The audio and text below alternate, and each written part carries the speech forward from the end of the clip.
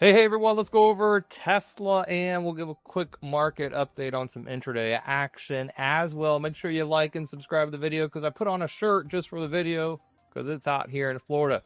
All right, so what do we have upcoming here in Tesla? Well, we should have tomorrow the monthly delivery number. So let's pull up a chart and let's zoom out. You can see here in Tesla, we pulled back into support. We'll just say right around that 220. The bears couldn't get us to break 200 to the downside. So far, bullish action ever since we took out this recent. You can see we're kind of flirting here with this resistance here. We shattered it. We call this a bull trap where we poke our head out and then we fade right back down. So what that does is it gets the shorts all spicy. Gets them all groovy, wanting to get short, kind of like Tim Waltz and Tampon Tim. Well, they got it. They got a little short right here, and then bam, we rip their face off and around. So what's next here in Tesla? Well, we got a couple of different levels. This is a very bearish candle right here over the previous swing high.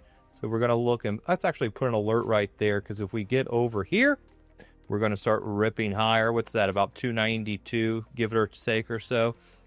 If we get over 292, if you're short in here, or in here, or in here, well, there's going to be your buy stop over the previous swing high.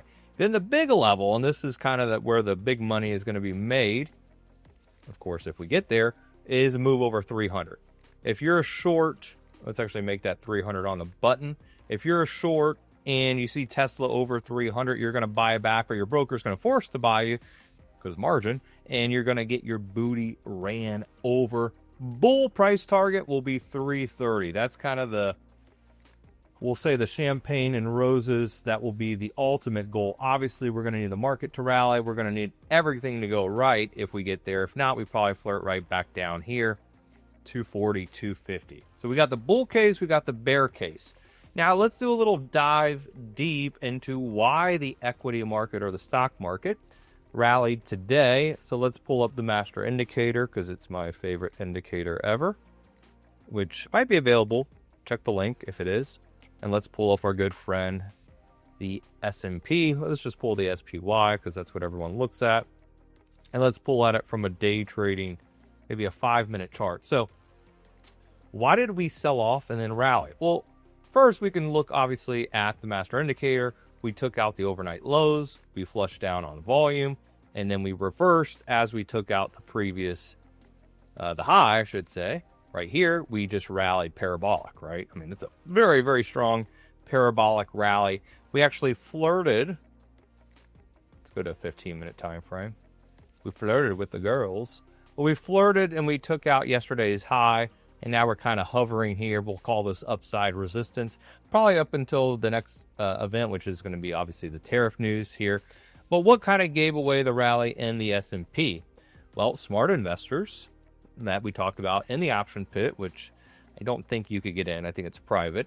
We had bonds rally at the open. So when bonds rally, stocks go down. But we had bonds, TLT, come off. So when bonds go down, that means risk on. So if you look at the Qs, they rallied the hardest, right? Because they're the riskiest out of the group.